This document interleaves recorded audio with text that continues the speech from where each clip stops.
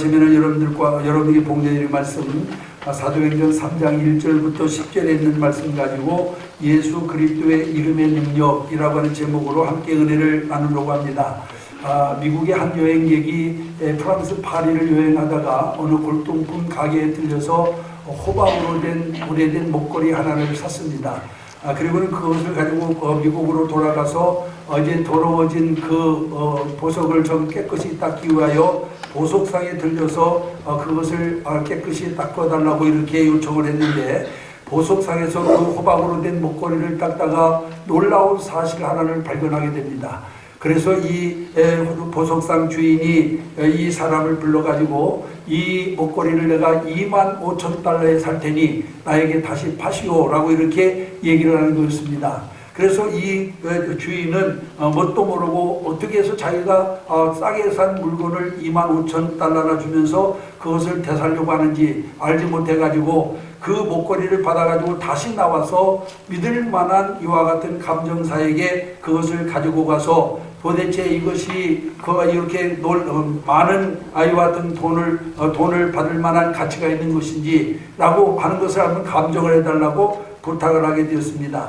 그러다 이 감정사는 한술 더 떠가지고 이 보석을 나에게 팔면 35,000불을 주겠다라고 이렇게 또 얘기를 하는 거였습니다. 그래서 그 주인이 물었습니다. 도대체 그 호박의 목걸이가 무엇이길래 그렇게 막 고가로 아이한테 매입을 하기를 원합니까? 라고 물으니까 이 사람이 그 사람을 불러서 자기가 보고 있던 현미경 앞으로 불렀습니다. 그리고는 그 현미경으로 그 목걸이 뒤에 있는 아이와 같은 작은 글씨를 보게 했는데, 그 글씨 내용은 다른 게 아니라 나폴레옹이 조세핀에게라고 하는 그런 글이 쓰여 있었습니다. 여러분, 이 목걸이는 나폴레옹이 사랑하는 자기 애인이었던 조세핀에게 준 선물이었습니다.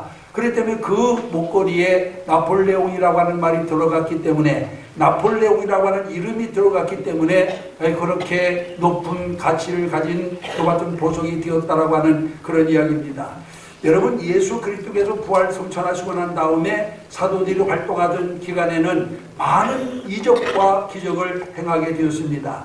오늘 우리가 여기 본문에 있는 말씀은 사도들이 행한 이적 가운데서 첫 번째 그들이 행한 이적을 여기에 기록하고 있는 것을 보게 됩니다.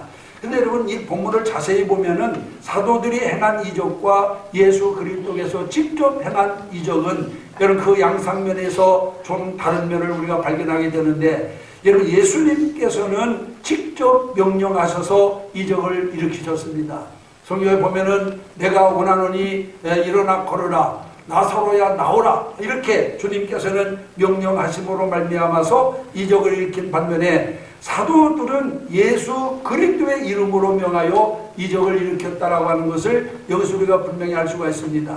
오늘 본문 6절에 보면은 베드로가 이르되 은과 금은 내게 없거니와 내게 있는 이것을 내게 주노니 나사렛 예수 그리스도의 이름으로 일어나 걸어라 하고 이와 같이 여기 말씀하고 있는 것을 보게 됩니다. 여러분, 사도들은 예수 그리스도의 이름으로 명했습니다. 예수님께서는 직접 당신이 명령하여 병자도 고치고 죽은 자도 살리셨습니다마는, 그러나 여러분 사도들은 예수 그리스도의 이름으로 명하여 병자를 고치고 있는 것을 보게 됩니다. 여러분, 이것은 대단히 중요한 사실을 우리에게 가르쳐주고 있다고 하는 것을 기억을 해야만 됩니다. 왜냐하면 이 말은 이적을 일으킨 주체가 누구인가를 분명히 가르쳐주고 있기 때문에 그렇습니다. 여러분, 사도들이 행하는 이적은 자기들이 행한 것이 아니라 바로 나사렛 예수 그리스도께서 행한 이적이었다라고 하는 것을 여기서 우리가 분명히 알 수가 있습니다. 그렇습니다. 예수 그리스도의 이름이 없었더라고 한다면은 아마 오늘 이 본문에 나오는 안진박이도 다시 일어설 수 없었을지 모릅니다. 참으로 예수 그리스도의 이름은 놀라운 이름입니다. 이적을 일으킬 수 있는 그런 이름입니다.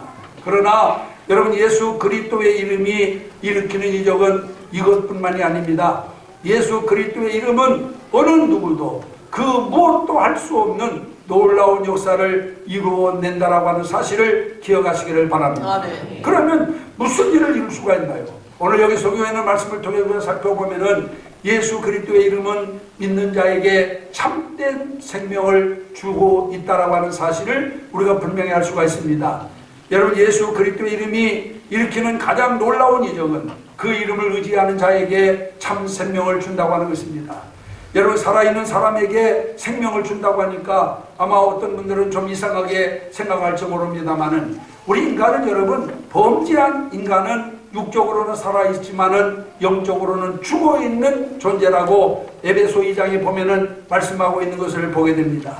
범죄한 인간은 비록 살았다고 하는 이름은 있으나 사실은 그 내용물이 없는 빈 껍데기 생명을 가지고 있을 뿐임을 성경은 우리에게 분명히 가르쳐주고 있는 것을 보게 됩니다. 인간은 하나님에 의해서 흙으로 그 육체가 지음을 받고 하나님께서 그 코에 생기를 불어넣음으로써 비로소 생명이 있게 되었다라고 말씀하고 있습니다. 이것은 인간의 생명의 근원이 하나님이요, 인간이 하나님과 연합되어 있을 때에만 살 수 있음을 우리에게 가르쳐주는 말씀이라고 할 수가 있습니다. 그러나 인간은 범죄하여 하나님과 단절됨으로 말미암아서 비록 육체의 생명은 가졌습니다마는 영적으로는 죽어있는 상태에 있게 되었습니다. 그런데 예수 그리스도의 이름이 이처럼 죽어있는 자들에게 생명을 불어넣는 그와 같은 능력을 가지게 되었다라고 하는 것을 성경은 우리에게 분명히 가르쳐주고 있습니다. 여기에 대해서 사도 요한은 영접하는 자 곧 그림을 믿는 자들에게는 하나님의 자녀가 되는 권세를 주었다고 말씀하시면서 이것을 기록함은 너희로 믿고 그 이름을 힘입어 생명을 얻게 하려 함이니라 하고 말씀하고 있는 것을 볼 수가 있습니다. 뿐만 아니라 사도 바울도 누구든지 그리스도 안에 있으면 새로운 피조물이라 이전 것은 지나갔으니 보라 새 것이 되었다라고 이와 같이 말씀하고 있는 것을 볼 수가 있습니다. 여러분, 무엇을 의미하는 것입니까? 예수 그리스도의 이름은 바로 생명을 주는 이름이라고 하는 것을 우리에게 가르쳐주고 있는 말씀인 줄로 믿습니다. 우리는 예수 그리스도를 믿음으로 우리의 죄로 말미암아 원수되었던 하나님과 다시 화목함의 됨으로 말미암아서 영적으로 다시 살아나게 되었습니다. 그뿐만이 아닙니다. 하나님은 예수 그리스도의 이름을 믿는 자들의 육체를 장차 다시 죽음에서 일으키사 영원히 살게 하신다고 데살로니가전서 4장에서 말씀하고 있는 것을 보게 됩니다. 그러니까 예수 그리스도의 이름이 생명을 주는 이름이라고 하는 것은 여러분 결코 잘못된 표현이 아니라고 하는 사실을 여기서 우리는 기억을 해야 될 줄로 믿습니다. 사랑하는 성도 여러분, 정녕 여러분들은 예수 그리스도 안에서 새로운 피조물이 되는 이적을 체험하셨습니까? 또한 사망의 자녀에서 하나님의 자녀가 되는 놀라운 이적을 여러분들 경험하셨습니까? 또한 마지막 때 우리의 썩을 육체가 다시 살아날 뿐만 아니라 영원히 사는 놀라운 이적을 여러분들 경험하기를 원하십니까? 그렇다면 우리 주 예수 그리스도의 이름을 진심으로 믿고 그를 영접하는 자가 되어야만 될 줄로 믿습니다. 예수 그리스도의 이름이 아니고서는 우리는 여러분 사망에서 다시 여러분 살아날 수가 없습니다. 멸망 가운데서 구원받을 수가 없습니다. 그러므로 오늘 우리는 예수 그리스도의 이름을 진심으로 믿고 그를 영접함으로 말미암아서 영원한 생명을 얻는 여러분들이 되시기를 주님의 이름으로 축원합니다. 아멘. 오래전 영국에 어떤 바텐더가 있었습니다. 그는 어떤 술집에서 일을 하면서 온갖 욕지거리를 하면서 나날을 보내게 되었습니다. 그러던 어느 날 그리스도께서 그의 마음과 생활 가운데 들어오셨습니다. 그 후에 하나님께서는 그를 불러서 설교를 하게 했고 또는 그는 영국 전토를 돌아다니면서 복음을 전했습니다. 그리고 나중에는 미국에까지 건너가서 수많은 영혼을 예수님 앞으로 인도를 했습니다. 무려 7만여 명의 사람들이 그 설교를 듣고 회심을 했습니다. 그 사람이 누구냐? 바로 조지 휘필드라고 하는 사람입니다.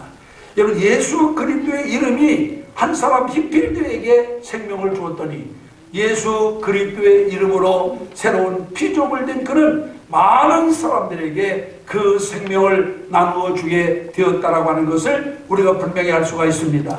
여러분, 예수 그리스도의 이름에는 생명이 있습니다. 아멘. 예수 그리스도의 이름이 전파되는 곳에 생명의 역사가 일어납니다. 아멘. 그렇기 때문에 오늘 우리가 예수 그리스도의 이름으로 생명을 얻다라고 한다면 우리도 기꺼이 예수 그리스도의 이름으로 그 생명을 널리 나누어 많은 죽어가는 영혼들을 구원하는 자들이 되어야만 될 줄로 믿습니다. 아멘. 그래서 예수 그리스도의 이름은 바로 생명을 주는 이름이라고 하는 것을 여기서 우리가 분명히 기억을 해야 되겠고, 그 다음에 두 번째로 예수 그리스도의 이름은 부르는 자에게 반드시 응답을 하시는 분입니다.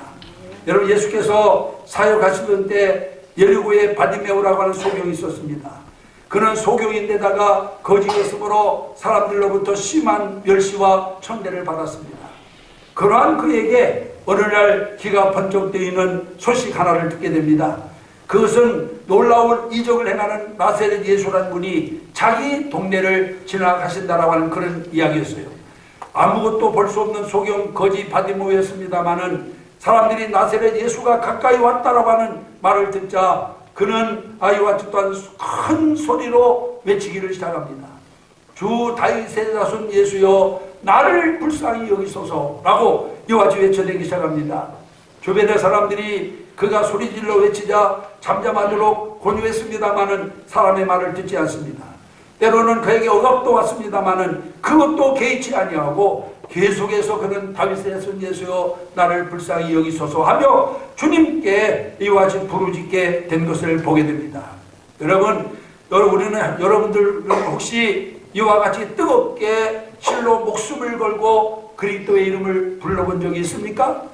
주변의 사람들이 여러분들을 욕하고 주변의 사람들이 여러분들을 핍박을 해도 정말로 아량곳하지 아니하고 주 다윗의 자손 예수여 하며 목숨을 걸고 주님의 이름을 불러본 적이 있냐 그 말이에요. 우리는 수없이 많은 고난 속에 있으면서도 정말 절망 가운데 있으면서도 정말 우리가 하나님을 이렇게 소리쳐 불러보지 못한 것이 얼마나 많습니까? 오늘 여러분, 이 소경 거지 바디메오는 정말 또 많은 사람으로부터 멸시와 천대를 받았습니다만, 그러나 그는 정말로 힘을 다하고 그리고 또한 목숨을 다하여 다윗의 자손이여 하며 주님을 부르고 있는 것을 볼 수가 있습니다. 이와 같은 바디메오의 부르짖음에 주님은 가시던 발걸음을 멈추셨고, 그리고 이 바디메오를 불러오라고 말씀하셨고, 주님 앞에 나온 바디메오를 향하여서 내가 네게 무엇하여 주기를 원하느냐 라고 묻고, 그가 지금까지 저 또한 보지 못하던 눈을 뜨게 하여 광명한 세상을 바라볼 수 있는 기적을 베풀어 주신 것을 믿으시기를 바랍니다. 아멘. 소경 거지 바디메오 부름에 응답한 그 이름이 어찌 우리가 간절히 부르짖는 우리의 기도를 들으지 않겠습니까? 여러분, 바디메오의 기도를 들으신 주님, 우리의 기도도 들어주실 줄로 믿습니다. 아멘. 정말 우리가 힘을 다하고 목숨을 다하여 주의 이름을 부르면 하나님께서는 반드시 우리의 기도를 들으시고 우리에게 응답하여 주실 줄로 믿습니다. 아멘. 우리가 요한복음 14장 13절에 보면은 너희가 내 이름으로 무엇이든지 구하면 내가 곧 시행하리라고 말씀하고 있습니다. 아멘. 여러분, 주님은 우리의 기도를 들으시는 분이십니다. 아멘. 우리의 부르짖음을 외면하는 분이 아니시고 우리가 부르짖으면 그 기도를 들으시는 분. 그러므로 우리는 바디메오와 같이 정말 또한 우리는 뜨겁게 목숨을 걸고 예수 그리스도의 이름을 부르고 또 부르는 자들이 되어야만 될 줄로 믿습니다. 아멘. 1912년 4월 14일 밤 대형 여객선인 타이타노가 빙산에 충돌해서 수많은 사상자를 냈습니다. 여러분, 이 사건과 관련해서 수많은 일화들이 이와 또한 쏟아져 나왔습니다. 남편과 함께 죽기 위해서 구조선에 올라타기를 거부했던 어떤 부인에 대한 이야기도 있고, 또 용기를 갖고 죽음을 맞이한 영웅들의 이야기들도 전해오고 있습니다.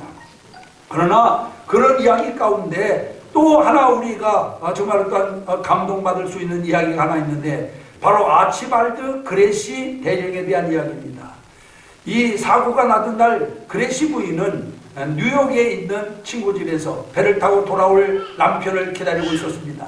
근데 그는 사고 당일 침대에 누워서 책을 읽다가 잠이 들었는데 꿈에 그의 남편이 나타나서 자기를 막 부르면서 자기를 위해서 기도해 줄 것을 간청하는 거였어요.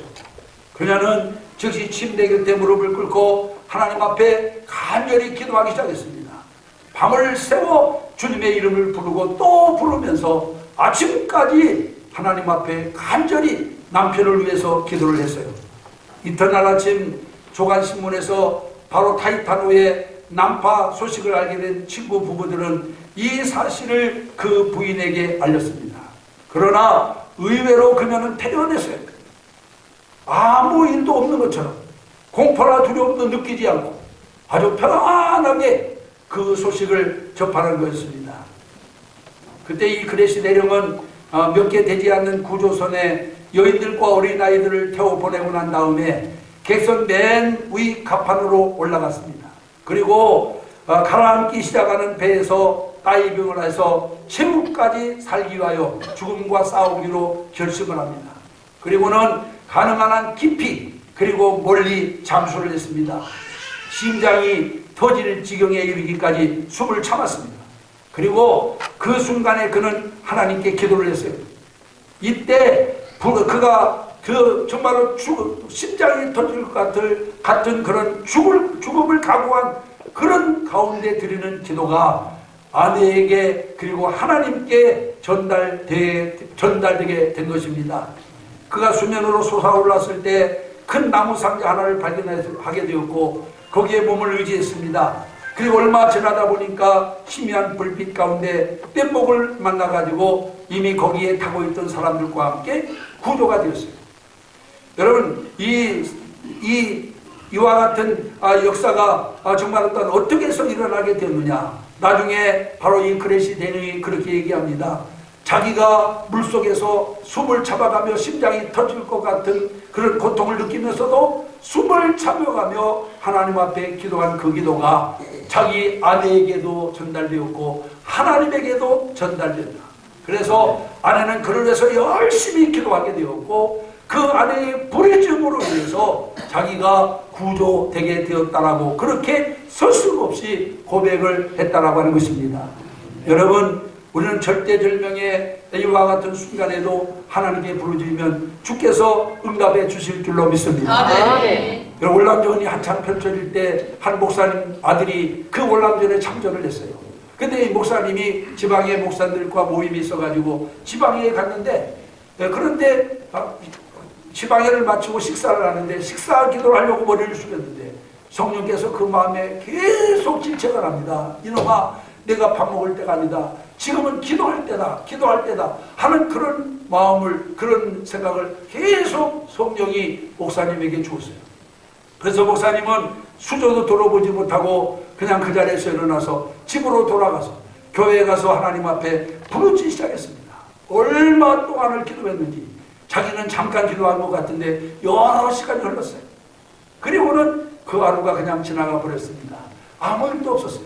그러니까 이 목사님이 성령께서 왜 나를 이렇게 기도를 시켰는가 이렇게 생각하고 있는데 며칠이 지났는데 월남에 있는 아들에게 편지가 왔습니다. 그 편지의 내용을 보니까 그날 목사님이 기도한 날 아들은 부대 이동을 위해서 트럭을 몰고 수송병가였는데 트럭을 운전한 사람이었는데 병력을 가득 태우고 차를 운전해서 차 세대가 병력을 이동하고 있었는데 이 아들이 맨 앞에 차를 운전하고 갔다고 해요. 그런데 어느 순간에 정문을 딱 들어가는데 갑자기 앞이 안개가 꽉 끼면서 앞이 보이지를 않더라고요. 그래가지고 앞이 안 보이니 어떻게 운전합니까? 그래서 브레이크를 밟고 그 다음에 옆이 인솔 장교에게 앞이 보이지 않아서 운전하지 못하겠다 하니까 이놈아 지금 이렇게 날이 멀쩡하게 맑은데 무슨 소리를 하냐 하면서 오히려 이 인솔 장교가 호통을 치더라는 거예요. 그러나 이 아들은 전혀 앞이 안 보여가지고 운전을 못했습니다. 그러니까 이 차를 옆에 세우고 뒤에 따라오던 차들이 앞질러 갈 수밖에 없었어요. 그래가지고 뒤에 따라오던 두 트럭이 앞질러 갔는데 한 500m도 못 가가 한 300m 좀 갔는데 대전체 지뢰가 폭발해가지고 두 대에 타고 있던 장병 모두가 다 그 자리에서 즉사하고 말았어요. 그런데 놀라운 것은 그 대전체 지뢰가 터지는 빵 하는 소리가 나자 이 아들의 눈이 딱 떠지면서 밝아졌어요. 그래서 앞에 두 트럭에 타고 있던 장병은 다 죽었는데 이 아들이 운전하는 차에 타고 있던 장병들만 다 살아났습니다. 이 아들 때문에 그 장병들까지도 살았어요. 그래서 이 아버지가 그때가 언젠가를 딱 살펴봤더니 바로 자기가 기도한 그 시간이었다라고 합니다. 여러분, 하나님께서는 이렇게 부르짖어 기도하는 사람의 기도를 반드시 들어 응답하시는 분이심을 믿으시길 바랍니다. 아멘. 여러분, 예수의 이름을 부르는 것을 망설이지 마세요. 여러분가 힘들고 어려운 때일수록 예수 그리스도의 이름을 부르세요. 여러분, 힘을 다해서 뜨겁게 부르세요. 아멘. 하나님이 여러분들을 도우실 줄로 믿습니다. 아멘. 여러분, 예수 그리스도의 이름은 바로 그 이름을 부르는 자에게 응답으로 역사하시는 분이심을 믿으시기를 바랍니다. 아멘. 그 다음에 예수 그리스도의 이름은 그를 의지하는 자를 영원히 보호하십니다. 베드로와 함께 예수 그리스도의 이름으로 안진방위를 일으켰던 사도 요한은 밤모섬에서 종말에 일어날 일들을 환상을 통해서 보게 되었습니다. 그는 환상 중 어린 양이신 예수 그리스도와 함께 시온산에 서 있는 14만 4천 명의 성도들의 모습을 보았어요. 그런데 이상한 것은 여러분 또한 이상한 것은 그 14만 4천 성도의 이마에 어린 양의 이름과 그 아버지의 이름이 쓰여 있는 것을 보게 되었습니다. 여러분, 요한에게 보인 이 환상이 우리에게 의미하는 것이 무엇일까요? 여러분, 계시록에 기록된 종말에 일어날 그 숱한 환란을 닥쳐오는 재앙과 죽음 앞에서 그 누구도 그것을 피할 수 없는 상황에서도 어린 양 예수 그리스도의 이름을 의지하는 자는 지극히 안전하게 보호받을 수 있다라고 하는 것을 우리에게 보여주는 그와 같은 환상임을 믿으시기를 바랍니다. 아멘. 어떤 상황 속에서도 예수 그리스도의 이름을 의지하는 사람은 여러분 하나님의 보호를 받습니다. 아멘. 하나님께서 그들을 안전하게 지켜주십니다. 아멘. 어떠한 예상치 못한 위험과 환난도 그리스도의 이름을 의지하는 자를 절대로 해하지 못합니다. 왜냐하면 예수 그리스도의 이름을 의지하는 자의 영혼을 주께서 보호하고 계시기 때문에 그렇습니다. 그러므로 평생 동안 온갖 위험 속에서 살아온 사도 바울은 이렇게 고백합니다. 로마서 8장 35절부터 39절에 보니까 누가 우리를 그리스도의 사랑에서 끊으리요 환난이나 권고나 핍박이나 기근이나 적신이나 위험이나 칼이랴 다른 아무 피조물이라도 우리를 우리 주 그리스도 예수 안에 있는 하나님의 사랑에서 끊을 수 없느니라. 할렐루야. 우리 여러분, 사랑하는 성도 여러분, 바울이 체험했던 이 놀라운 체험을 여러분 우리도 체험하게 되기를 바랍니다. 아멘. 그래서 어떤 위기 가운데서도 의지하는 자를 버리지 않고 철저히 보호하시는 그 이름의 능력을 여러분 모두가 체험하게 되기를 주님의 이름으로 축원합니다. 아멘. 늘 말씀드리지만은 신앙은 형이상학적인 개념도 아니고 아니면은 어떤 관념적인 이와 같은 이론이 아닙니다. 여러분, 신앙은 정말로 내 삶을 움직여 나가는 실제적인 힘인 것을 믿으시기를 바랍니다. 아멘. 그런데 우리가 예수 그리스도의 이름을 의지하면 하나님께서 우리는 어떤 상황 속에서도 우리를 지켜주실 줄로 믿습니다. 아멘. 여러분, 어떤 상황에서도 예수 그리스도의 이름을 저버리지 않고 그 이름을 굳게 붙들어 의지하는 자에게 하나님께서는 반드시 놀라운 역사를 체험하게 하실 줄로 믿습니다. 아멘. 남극 탐험의 맹장으로 알려진 세클턴 경의 일화 가운데 그런 이야기가 있어요. 한 번은 남극을 탐험하는 중에 탐험선이 파괴되어 가지고 더 이상 이동할 수가 없게 되었습니다. 여러분 한번 생각해 보세요. 얼음과 그리고 또 아니면 추위, 눈과 얼음으로 이같이 덮여 있는 이 같은 극지에서 여러분 어떻게 우리가 살아날 수가 있겠어요? 그런데 이 탐험선이 파괴되어 가지고 앞으로 좀 이제는 이동을 할 수 없게 되자 이걸 어떻게 할까 생각하다가 이 세클턴 경이 부대원 2명을 데리고 셋이서 보트를 타고 구조를 요청하기로 결심을 합니다. 그러나 나머지는 그 부대에 두고 이 세 사람이 보트를 타고 또한 구조를 요청하기 위해서 가는데 여러분 눈과 얼음으로 쌓여서 어디가 어딘지 알지도 못하는 곳에서 어디로 가야 구조를 요청할 수 있는지 어떻게 알 수 있겠어요? 그런데 그들이 그 구조선을 타고 무조건 A와 제 앞으로 나갔습니다. 그런데 놀라운 것은 그들이 간 곳이 정말 정확하게 한 마을이었고, 그 마을에 도착해서 구조를 요청하자 그들이 와가지고 얼음 위에 남아있던 모든 부대원들 하나도 A와 제 또한 죽지 아니하고 모두 다 구출되는 놀라운 이와 같은 역사가 일어나게 되었습니다. 어떻게 이런 일이 일어나게 됐느냐 라고 하는 그런 질문을 받은 세틀 경경이 나중에 그렇게 얘기를 합니다. 오직 하나님의 인도와 보호에 의한 것이라고 말할 수밖에 없습니다. 당시 구조를 요청하러 간 사람은 나를 포함해서 3명이었는데 자꾸 4명이라는 생각이 들었습니다. 그러나 이것을 누구에게도 말하지는 않았습니다. 그런데 부하대원 웨슬리라고 하는 사람의 말을 듣고 나는 내 느낌이 명백한 사실임을 깨닫게 되었습니다. 그러면서 그 웨슬리라고 하는 사람이 뭐라고 얘기하느냐, 대장님, 구조를 요청하러 가는 도중 이상한 것을 보았습니다. 우리 보트 안에는 우리 3사람 말고도 또 한 사람이 있는 것을 확실히 나는 보았습니다. 그 또 한 분은 확실히 예수님이셨습니다.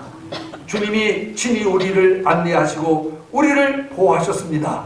바로 이렇게 자기에게 말해 주었다라고 하는 거예요. 그래서 자기도 느낌으로는 3명 외에 1명이 더 있는 것 같은 느낌을 받았는데 이것을 누구에게도 말하지 못했는데 웨슬리라고 하는 대원은 분명 3사람 외에 또 한 분이 있는 것을 확실히 보았고 그분이 우리의 배를 안전하게 동네까지 인도해 주었다라고 그렇게 하는 말을 듣고 자기도 비로소 주님이 자기들을 인도해 주었다라고 하는 확신을 갖게 되었다라고 이렇게 말하였다고 하는 것입니다. 여러분, 다니엘의 세 친구인 사드락과 메삭과 아벤느고가 불못불 속에 들어갔을 때 이 3사람의 또 한 분이 불못불 속에서 그들을 지켜주신 것처럼 하나님께서 이 세클턴 경을 위험 가운데서 보호해 주신 줄로 믿습니다. 아멘. 여러분, 이처럼 예수 그리스도의 이름을 의지하는 사람은 하나님께서 그들을 지켜주십니다. 그들을 보호해 주십니다. 아멘. 오늘 아침 2부 예배에 참여하신 사랑하는 성도 여러분, 우리는 이 시간 예수 그리스도라고 하는 이름이 우리에게 어떤 의미를 가져다 주는지 생각해 볼 필요가 있습니다. 어떤 사람은 이 이름은 2000년 전 유대 땅에서 자신이 장시한 종교를 전파하다가 권력과 핍박에 의해 죽음을 당한 선각자라고 하는 이렇게 선각자라고 이와 같이 얘기하는 사람도 있을 것이고, 또 어떤 사람들은 비참한 죽음을 당한 사형수의 이름에 불과하다라고 생각하는 사람이 있을지 모릅니다. 그러나 오늘 우리 성도들은 분명히 기억해야 됩니다. 여러분, 정말 예수 그리스도의 이름은 바로 진정 이적을 일으키는, 기적을 이루는 이와 같은 능력, 또한 이름이라고 하는 사실을 우리는 분명히 기억을 해야 될 줄로 믿습니다. 우리가 예수 그리스도는 기적을 일으키는 이름이라고 하는 사실을 믿는 사람에게 주님께서는 참 생명을 주시고, 그리고 언제 어디서나 응답하시며 또한 영원한 보호를 약속하실 줄로 믿습니다. 사랑하는 성도 여러분, 만물보다 뛰어나시며 만물이 그 앞에 굴복해야 할 그 이름 앞에 우리가 항상 겸손히 무릎을 꿇으시기를 바랍니다. 하나님은 천명하신 분이십니다. 예수 그리스도의 이름 천명하신 분이십니다. 그 이름 앞에 우리가 겸손히 무릎을 꿇어야 됩니다. 그리고 그 주님께 부르짖어야 됩니다. 정말로 또한 우리가 뜨겁게 마음을 다해서 힘을 다해서 주님께 부르짖으면 주께서 우리의 소원을 들으실 줄 믿습니다.